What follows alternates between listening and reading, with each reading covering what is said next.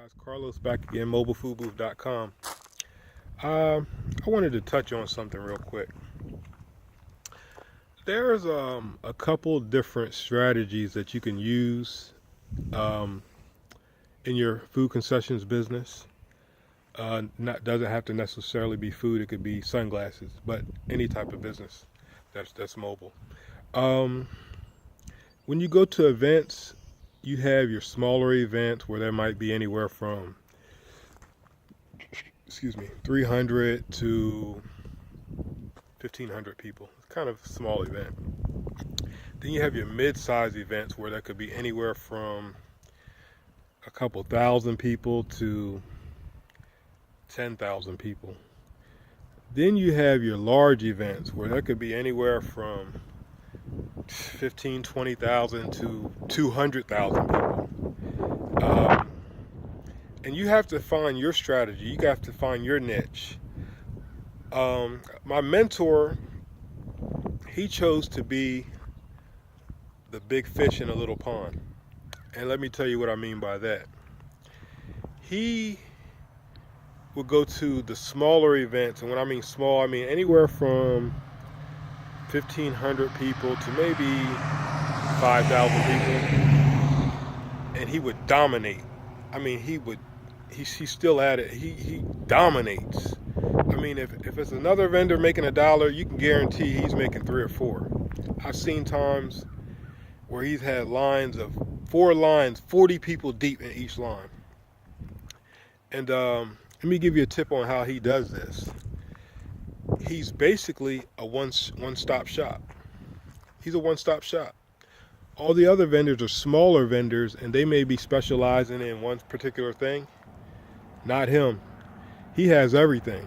He has drinks, he has desserts, he has foods, he has cheesesteak, he has funnel cake, he has hot dogs, Italian sausage. Whatever you want, he has it. He's a one-stop shop. So you don't have to go here or there to 3 or 4 different booths to get what you want, because he has everything right there. And his prices are really good, and his food tastes really good. So that's one strategy that you can use, and that's called being a big fish in a little pond. The other strategy is,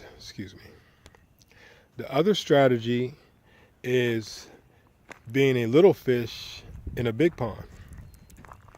And with that strategy, basically, you might attend events that have 15, 30, 50,000 people, and you're trying to make up from the volume of people. So you're trying to give yourself the best chance to make the most money because there's more people. But you're going to have more vendors, and you're going to have some of those big fish vendors. So you're competing with the big dogs. You're going to have, you got to be realistic about this. Do you have the capacity to be at an event like this? Yeah, you may want to make $30,000, but realistically, do you have enough inventory to make $30,000? Do you have the people, the right systems in place to be efficient and effective to make $30,000? You have to be a well-oiled machine when you go to these bigger events, or else you might have lines 30, 40 people deep, but they're not moving. What good is a line if it's not moving? Like, I go to events all the time, and I see people with these long lines. I look over 3 or 4 minutes later, the same people barely moved up one spot in the line. So one of the most important things about your festival business is being efficient. You have to be efficient. You have to have a system. You can't be somebody orders a lemonade and it's taking you 3, 4, 5 minutes to get 1 cup of lemonade. You need to do it quickly. You only have 8, 10, 12 hours to make as much money as possible.